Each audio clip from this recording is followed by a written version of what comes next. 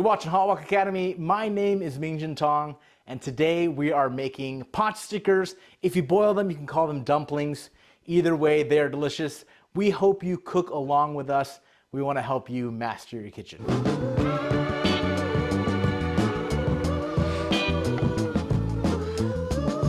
Okay, quick review of our ingredients. For our filling, what we're going to be using is some ground pork. I have about 3/4 of a pound of ground pork here.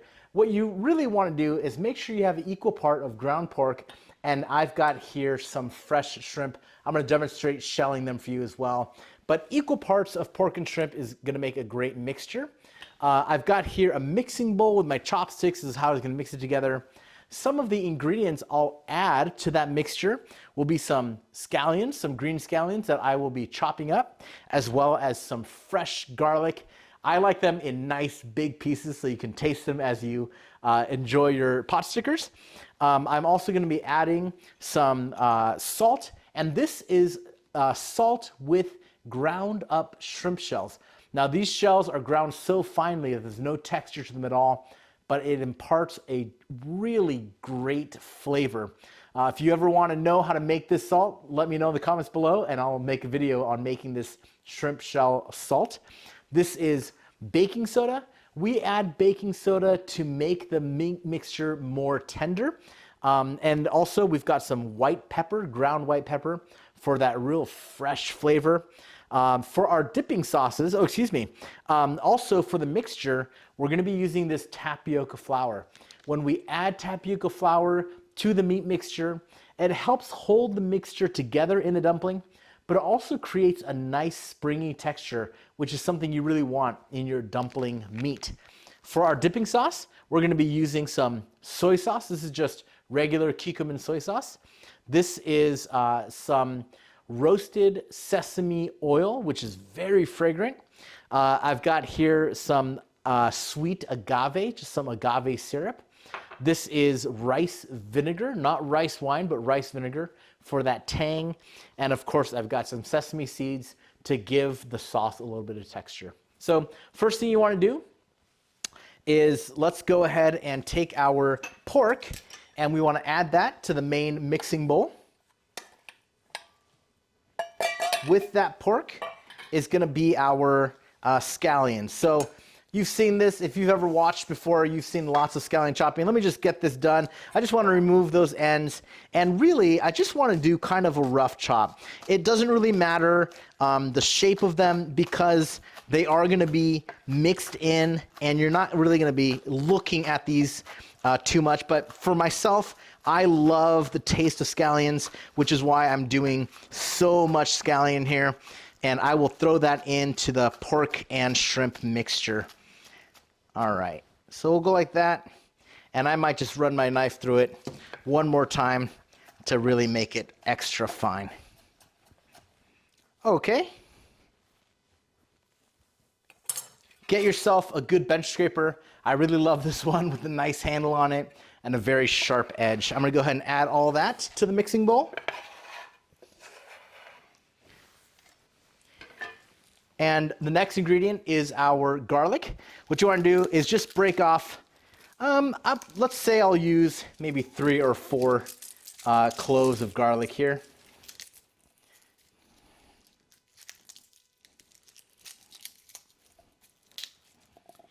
And I'm just gonna give it a quick smash. Uh-oh, lost one. Don't know where it went. We'll find it later. Let's go ahead and take that paper off. I'm just gonna give my board a real quick clean. That's another thing bench scrapers are so nice for. And for our garlic, I'll go ahead and remove that end. And same thing, I'm just gonna give it a real quick rough chop and toss that into our mixture.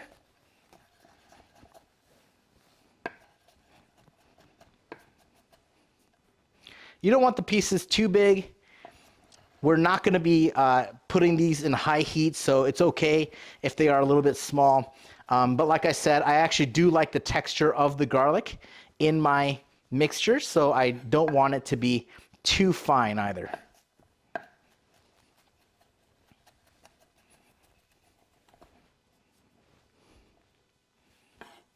And just one more pass. And that should be about right. Nice, big, chunky garlic. Take a look at that. Great size. And we can put that right into the mixture. For our shrimp, what we've done is these are fresh, headless shrimp with the shell on. And in order to process these, you want to get yourself a nice pair of pointy kitchen shears. And if you can find right in the center, you will see the intestine line. You can get the end of your scissors, your shears, and just go right into that area. And you can just slice all the way through that shell and cut it all the way down into the tail. You open that up and you will see the intestine is right in there. It's okay if you break it because it's still gonna be intact. Pull that shell off, compost that, and for that intestine, you just wanna pull that out and get rid of that. You can even give it a rinse if you like. For all the shrimp, set these to the side. These ones I've already peeled. We can get that onto our board. And what I like to do is I always like to make sure that I'm cutting kind of the messiest or dirtiest ingredient last. So I'm not going to do my shrimp and then my scallion, but the other way makes sure that the board stays a little bit cleaner when I'm working. Okay, so from here, same thing. We're going to actually take all these shrimp, which are already peeled and deveined, and I'm just going to do a rough cut all the way through. I'm essentially looking for the same size as the pork. Now, it may take a little bit of time, but shrimp cuts real easy. It doesn't have very much resistance to the knife, so you can pretty much chop it right on your board and go from a whole shrimp to ground shrimp just really in a matter of minutes. And also, you don't have to make them super small. Shrimp has a really great texture, and I like to leave them a little bit large so that we can taste that and feel that as we are eating our dumplings. Okay, that's really all you need to do. Let me clean my knife one time, and I might just do one more pass.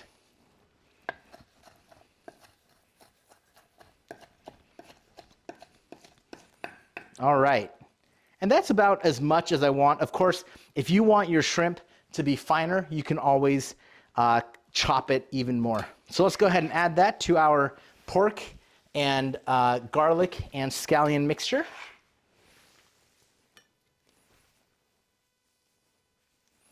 All right, from here, this is how we'll season it. So we've got about 1.5 pounds of product altogether, about 3/4 pound of shrimp, 3/4 pound of pork. And what we want to do, let's go ahead and start with some baking soda. I just want to get that in primarily onto the proteins, but it'll all be mixed together. And that's about maybe 1/2 teaspoon I'm using there. This is that shrimp shell salt that I made. And this salt is really gonna be the salt that we're gonna be using in the mixture. A lot of people tend to undersalt their food. Don't be one of those people. Add your salt so you can taste your food, okay? Don't make it too salty, but you do wanna add some salt on there. Also, I wanna add some white pepper, and I like the white pepper for that fresh flavor. If you've never had white pepper before, go to your local Asian market and buy some. This particular white pepper was a gift from a friend, and it came directly from Taiwan. So I'm gonna go and add quite a bit of that. I like that flavor here. Okay, and lastly, I'm gonna be adding some of this Gold Mountain seasoning sauce.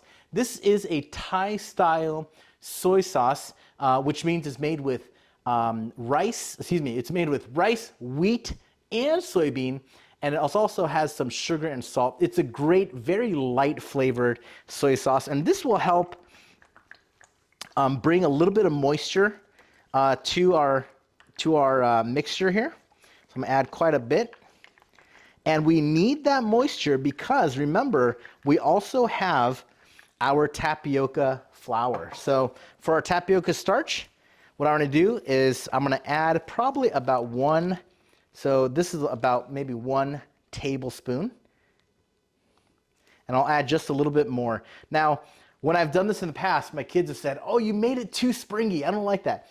Personally, I like to have my mixture have a bit of a spring to it. So the more tapioca you add, the more of a spring your meat is going to have. It's really up to you. Experiment with what you like. I think that might probably be good. I'll add just a little bit more here. Okay, from here, time to take off your rings and get messy. So we're gonna incorporate all this together. It's got such a great aroma already with that Gold Mountain sauce. The scallions and the garlic are both very, very fragrant. And of course, we got to mix it really well. Don't be afraid to squeeze it with your hands because that tapioca has to be very well incorporated. You don't want to wind up with kind of a tapioca pocket in your mixture. It's going to be it'll actually turn out either like powder on the inside, or if it's wet, it'll be like a boba, like a tapioca ball. So we don't want either of those, but get that really well incorporated. And how do you know if your seasoning is done right?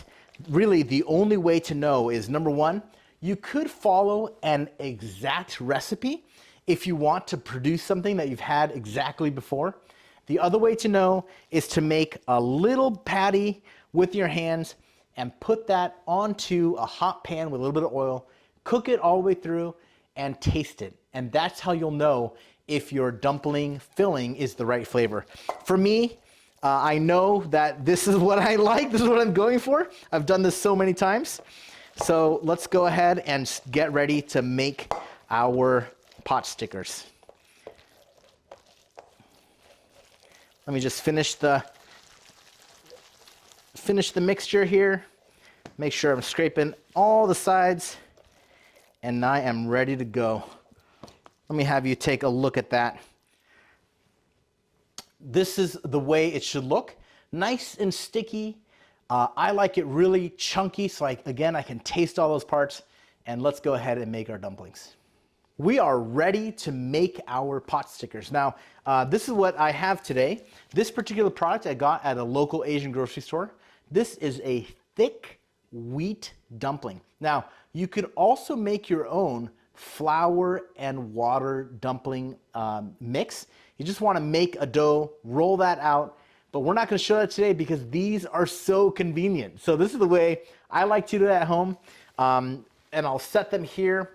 And what we're going to do is we're going to be making these, and we are going to pan fry them.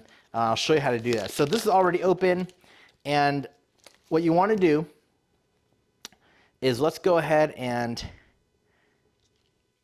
we'll have a little bit of water going here. Just a tiny drip. Okay, what you want to do is you want to hold that dumpling skin square in your hand, and we want to fill the very center of it. So I like to use chopsticks because chopsticks, they're very easy, especially for me to use. You practice, you'll get there.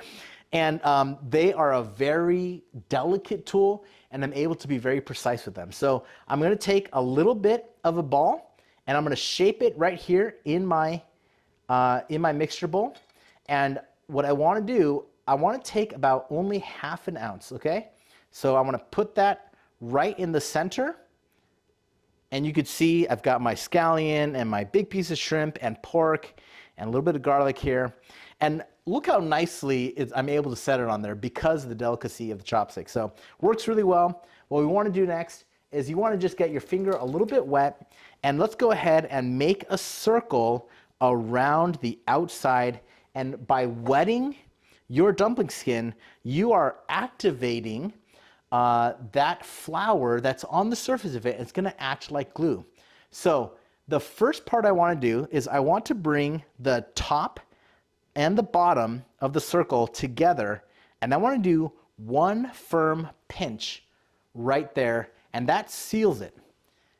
And that seals it so it won't come apart. Now the secret is you don't want to wrap any air into your dumpling. That air is going to expand and burst your dumpling when it's cooking. So from here, I want to both pinch it, with my thumb so that it begins to make a folded moon shape. I'll show you that moon shape on the bottom. And we want that moon shape because we want the dumpling to be able to stand upright in the pan.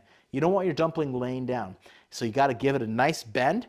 And I want to be pinching all along the top from the center down to the side, making sure that I'm pushing all of the air out. And I want to keep all of that meat mixture in. So it wants to get out there. I'm not going to let it. I'm going to give it a pinch here. I'm going to go ahead and turn that around. Same thing on this side. Making sure I've got a nice moon shape on the bottom. Pinching the sides together. Making sure there's no air left inside. And there you go. You've got one completed dumpling just like that. Now, that is not a very fancy edge. I'm just showing you how to make the seal. From here, you can improve the look of the edge any way you want, okay? But it's got a very flexible skin. You could even fold it all the way over on itself. And that will make sure that when you put it in your pan, it is nice and able to stand up, okay? So let's go ahead and set that here. Let me show you that again. Dumpling in the center of your hand. Let's take about a ½ ounce of filling. Set it right in the center. Nice and high. Get my finger a little bit wet. Make a circle all the way around to activate the loose flour. Bring the bottom of the circle and the top of the circle together and give it a nice hard pinch. And from here, let's get a little bit fancier. So again, we want to bend that shape. And maybe what we can do is we can make a delicate fold like this. Pinch it here and complete the pinch. Pinch it one more time. And this is going to make a much fancier folded dumpling if that's what you want to make something look a little bit nicer. So you can see how the edge begins to make a nice ribbon shape there. I'll do it the same on this side, a little bit trickier.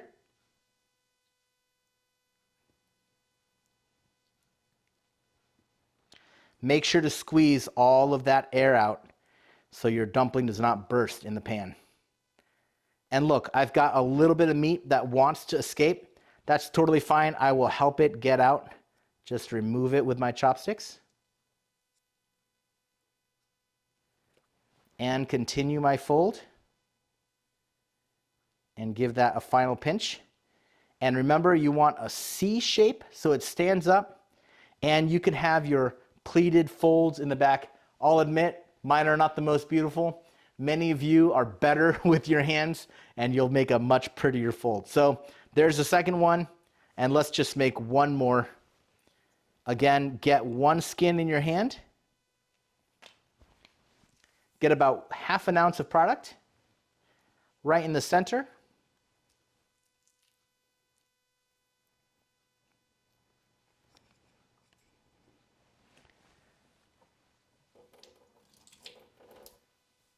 Make a circle to activate that flour. And pinch from the top to the bottom.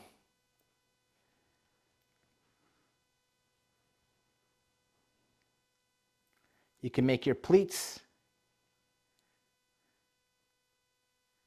For our Potsticker sauce, it's very simple. First, you just want to start out with a big empty bowl for you to be able to work with. And here's our very simple ingredients. So the base of our sauce is going to be soy sauce. This is just Kikkoman soy sauce. I like to keep it in a squirt bottle. It makes it easier to control, and I know exactly how much I'm using because I get used to the flow. So you should try to do the same at home. This here is sesame oil. Your sesame oil should be nice and fragrant. If when you smell it, you don't smell anything, throw that sesame oil out, get yourself a better product. Our third ingredient is this. This here is mirin, and this mirin is kind of like a sweet wine, but it's very sweet and kind of low on alcohol content. This is going to be a great flavor to add in for sweetness for our dipping sauce. This here is agave, And this agave is a great neutral flavor. I like to use it because of its consistency. It's not very thick, allowing us to have a good sauce, for it to coat our food very well. And it's a very neutral sweetness flavor. And then 2 dry ingredients that will go in. First one is toasted sesame seeds. These toasted sesame seeds give a great appearance to the sauce, and also it adds, of course, more of a nutty flavor. And of course, it goes along very well with the sesame oil. And the last ingredient is some dry chili flakes. Now you may think, oh, I don't like spicy food. Don't worry about it. The dry chili flakes, especially if you're not heating them, nor are you soaking them very long, they actually are not very spicy, but they impart a good crunchy texture and just a little bit of that heat. Plus the color is absolutely beautiful, and it'll go very, very well, especially when you have it on your pot sticker or whatever else you're adding this sauce to. All right, let's go ahead and get started. And again, the base is going to be our soy sauce. So I'm gonna add probably about, let's do about 3 or 4 tablespoons of soy sauce. That's how we begin. Next, I wanna add our mirin. And again, this mirin is for sweetness and a slight bit of a wine flavor, not very much, mainly like a syrup. So I'll add that in here.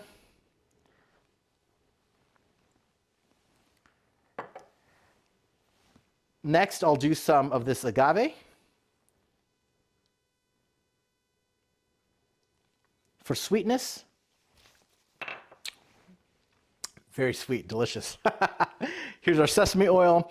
Sesame oil is rather strong. You don't want to add a lot. Let me just show you. Probably I want to add about 1 teaspoon is all I really want. And I want to add some of the sesame seeds. And of course, my chili flakes. All right, let's go ahead and mix that up.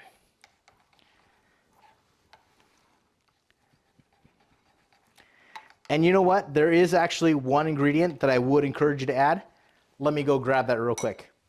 Here's the secret ingredient that you should also add in. So this is number 7 here, and this is rice vinegar. When you're making a dipping sauce, not only should it be nutty and salty and have that fermented flavor from the soy sauce, but this rice vinegar is a great addition to give your dipping sauce that tang. So let's go ahead and add about 1 spoonful of that vinegar to our sauce. And I'm actually gonna add just a little bit more. And this will give it a nice brightness to that sauce. Let's go ahead and mix that real well. And before we serve it, we are going to be trying it to see how it tastes. What am I looking for? I want a bright, salty, sweet, and nutty with a little bit of heat for my dipping sauce. So I'm gonna go ahead and try that and get that well incorporated. All right, let's give it just a small sip.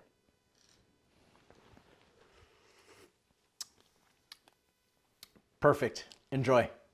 We've got all of our dumplings folded, some of them more beautiful than others, and I'm sure yours will be more beautiful than all of ours. So let's talk real quick about the pan we're going to use. So what we want to do, because this particular method of making a pot sticker, in Chinese we call it guo tie, which means stuck to the pot. Literally, that's why we call it a pot sticker in Chinese. You want to make sure that your pot stickers are able to release from the pan relatively easily. In addition to that, you want to make sure that your pot stickers are cooking evenly, which means there's an even amount of liquid over all of them. So 2 things. You want to use a flat pan so that all the pot stickers sit at the same level. If you are to use a wok instead, that's not going to happen. If you put 1 pot sticker there in the center, by the time you put them here on the side, they are not going to be submerged equally. So we want to use a flat bottom pan. However, I also want them to be able to come off the pan when they're done cooking very easily. So for that, I'm going to choose a non-stick pan. Non-stick pans are really not my favorite. You cannot go super high heat with them because they essentially have a plastic coating on them. So normally I like to use my carbon steel pan if I'm going to do any kind of a flat pan frying. But because I want them to come off easily, I'm going to use a non-stick frying pan. Also, this particular method of cooking is going to be boiling and frying, but it's also steaming, which means you need to have a tight-fitting lid that will fit right onto your non-stick pan perfectly to make that seal. And this process is about a 15 to 20 minute cook time altogether. All right, so what we'll do is start with some oil. This is just some canola oil, and let's go ahead and add that to the pan. And what I want to do is I want to have a nice even coating. You don't need a lot because the oil will thin out and spread out, but I want to have a nice even coating on the pan. And notice my pan is totally cool right now. There's no heat at all. And I actually leave it that way while I load up my pan. If you want to start heating your pan, that's no problem either. So what I'll do is I'm going to go ahead and put one right in the center of the pan closest to me. And what I want to do is I want to build up and let those pot stickers touch one by one all the way until we get to the very end. All right, let's go ahead and do that. And this is why it's important to have that C shape so your pot stickers can stand up nice and tall. Once I get my center row built, I'm going to start doing C shapes around the center. So let's go ahead and do that. Some of these are not C-shaped enough, so I'm going to add some that are next to it. Okay, and you can really pack them in. It's totally fine for them to touch. They will not stick together, but they will stick to the pan, which is what we want, okay? So you can pack them in that way. And now I'll do the other side. So some of these flat ones, they don't want to stand up. I'll use the C-shaped one to kind of hold it in place after. All right, we'll keep loading them in here.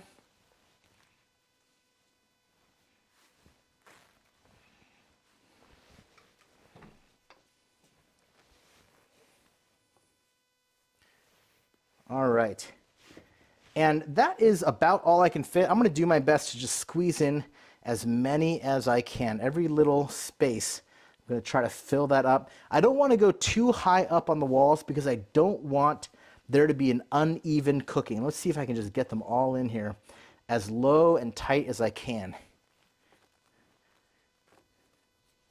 I want there to be good contact between the bottom of the pan and the bottom of the pot sticker, and I don't want them riding up too high on the sides. So let's see. I'm kind of cheating here, squeezing in. I think I can do it. Every last pot sticker. Okay, so take a look at that. Every single one is touching the pan, and it's all the way down and all the way flat. At this point, I'm going to go ahead and turn on my heat, and I'm going to set it to the highest heat level. And that's because the first thing it's going to do is it's going to boil. So this is just room temperature tap water, and I'm going to go ahead and add it right to my pot stickers. And I want there to be enough water to nearly cover it. So you can see the water level is at about half the height of the dumpling, and that's pretty much perfect. That's exactly what you want. Bring the water level halfway up. What's going to happen is that the water is going to boil. It's going to cook the meat on the inside. It's also going to cook that noodle skin on the outside. But as soon as the water starts boiling, I'm going to turn my heat down just to a simmer, because we are going to boil all of this water completely off until it's all gone. So with this much water in there, I know that the amount of water I put is enough to cook the meat through boiling and conductive heat, as well as steam heat. And once I know that the water is boiling, turn it back down to a simmer. I'm actually going to cover it now and just let that go. I do need to watch it. When I know that the water is boiling on the inside, I'm going to turn my flame low so that it is only simmering. And I need to continually listen to know, is there water still inside? So let's let that go, and we'll come back in just a moment. Okay, at this point, the pot stickers have been boiling for about 15 minutes, and I can see there's almost no steam coming out. I've still got the fire relatively low. Let's go ahead and lift the lid and have a look. And most of the water, if not all of it, has now evaporated, which is exactly what we want. However, what's left in the pot is the oil. the oil remains. And now what's going to happen, we're no longer boiling the pot stickers and we're no longer steaming them. The only thing that's left now is conductive heat from the bottom of the pan, and that oil is going to now start frying the noodle skin on the outside, which gives it that nice crispy texture. So at this point, they're ready to eat. You could eat them if you want. All we're doing is we're going to let that oil do its work and fry the bottom. So for that, I'm going to turn the fire up just a little bit higher than it was, in the same heat that you might use to make a fried egg, about 250 to 300 degrees. And at this point, there's not really a way to overcook it. The meat is going to be cooked all the way through. The noodles have a great texture to them already, and we just want to fry that bottom. So you can do it fast, you can do it slow. If you do it slow, it does get a harder, crispier shell on the bottom side, okay? And I can still see, if you can look here, there are just a few bubbles on the side, which is the remaining moisture. Otherwise, I see a little bit of oil that is going to start frying the skin. And I'm going to hear a different sound now. So you can start to hear the sizzle and the crack and the popping. And that is the last bits of moisture leaving the pan. And that is also the sound of the oil beginning to fry the skin. These look great, super shiny. I really like the way they look. Let's go ahead and let them go for about another minute, and we're going to fry that bottom. Okay, at this point, they've been frying for about an additional 1.5 to 2 minutes. And let's go ahead and have a look. Here's one way to do it. I just like to go underneath and just pick up the edge. And if I can see a bit of brown on the edge, that means the center is definitely going to have a lot more of that crispiness. So let's go ahead, and I'm going to cut my heat. And what I want to do is I just want to go around the edge and get underneath to make sure that all of it is loose. And it's going to come out essentially like one big piece. You can already see it's beginning to move around in one. They're all kind of connected together, which is great. So if I shake it, I can see it is completely stuck together and completely separated from the pan.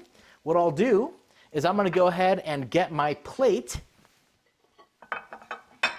And take your plate, and you just want to put it face down right on top of all of your dumplings and get it centered. And there's a bit of a trust exercise here. You just want to flip the whole thing upside down, and you will be ready. So there is your pot stickers, and you can enjoy them with your dipping sauce that we made earlier. And I hope you try these and enjoy them at home. Thanks so much for watching.